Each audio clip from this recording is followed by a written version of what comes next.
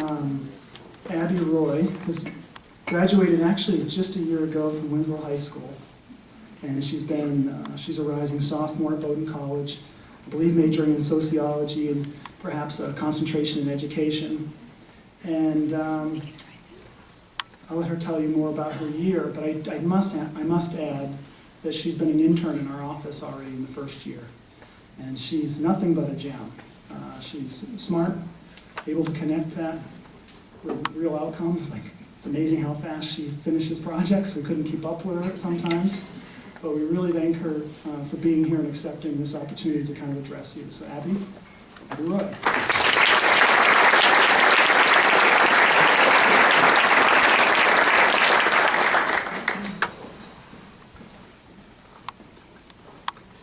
Thank you, Jared, and good afternoon, everyone. Welcome to the Mitchell Institute. Welcome to the Mitchell Institute staff, board members, the Alumni Council who were able to make it here today, proud and deserving families, but most importantly, welcome to you, scholars. It's so great to see you here today, and I am so honored to have the opportunity to speak with you. Just under a year ago now, I was sitting right in your place, actually at that table over there in the corner. And what I want to share with you now are some of the great things that I didn't expect, but have been fortunate enough to experience in the short time since I attended this brunch, just 354 days ago, to be exact. In a moment, I'll talk about these fantastic experiences that await you, too, if you choose to become closely involved with the Mitchell Institute. But first, I'd like to let you in on a little secret. Perhaps Jared, Meg, you and the rest of the staff might want to close your ears at this point. Last year, when I first heard about all of the programs that the Mitchell Institute offers, I was a bit overwhelmed and intimidated. I had just graduated from Winslow High School, Gabe, I know you're over there, where, like many of you, I was a standout student in a class of just over 100. I was about to begin my collegiate career at Bowdoin, a place I was sure I would be filled with students smarter, more successful, and simply more impressive than I. After hearing from the scholars, alumni, and staff who spoke at last year's brunch, I lumped those at the Mitchell Institute into that category of people who were most certainly better than me.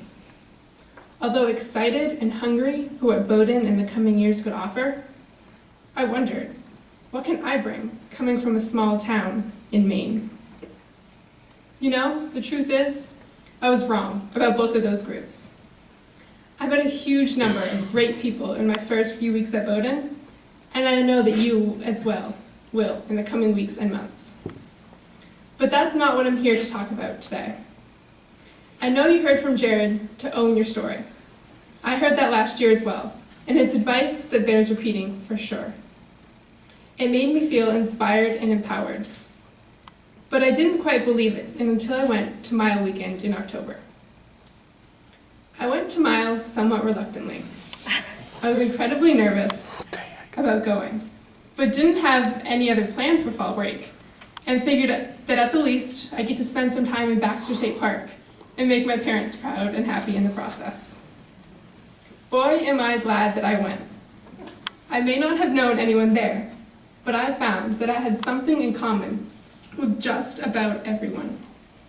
I wasn't the only first-year student, I wasn't the only one attending for the first time, and I definitely wasn't the only nervous one.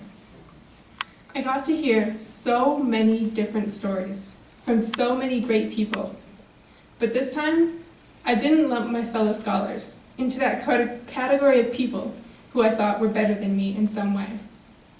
I realized, as I had heard just a few months earlier, that my story was equally as important and equally as impressive.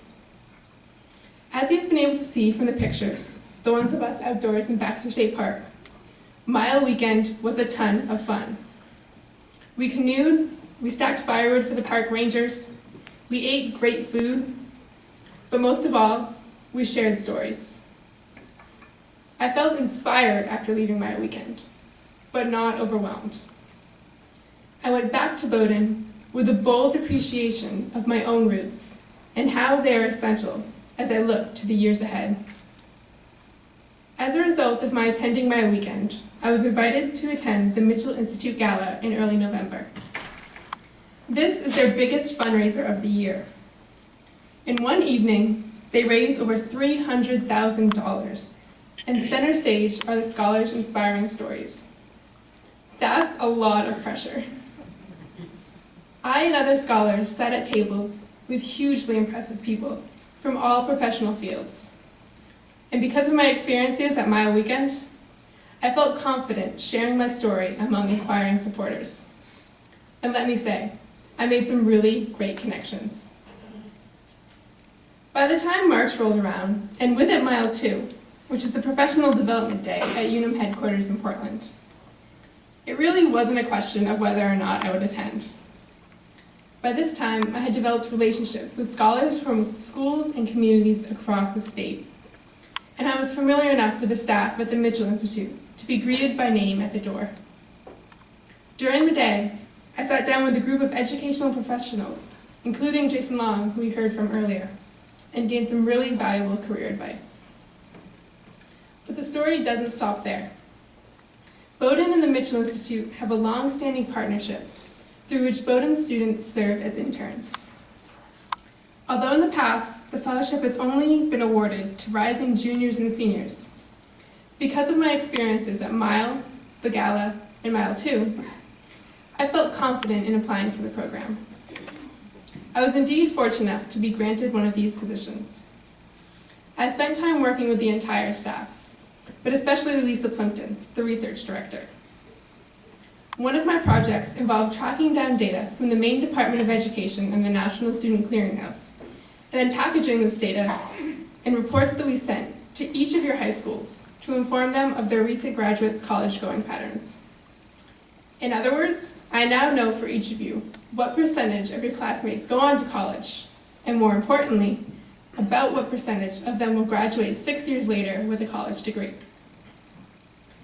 Needless to say, the experience was insightful for someone who plans to go into education as a career, and at the same time meaningful for me to gain an understanding of how the Mitchell Institute conducts research to improve the educational landscape in Maine.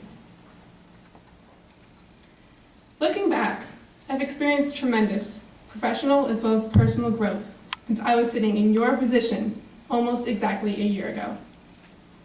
Granted, some of it has to do with being away from home in an academically stimulating environment like Bowdoin, and I know that you will all grow in your first year of college as well. But I also know that there is no way I would have grown as a person as much as I have if I hadn't gotten involved with the Mitchell Institute. If you haven't already figured it out, their programs are amazing. I learned at Mile Weekend to own and be confident in my story.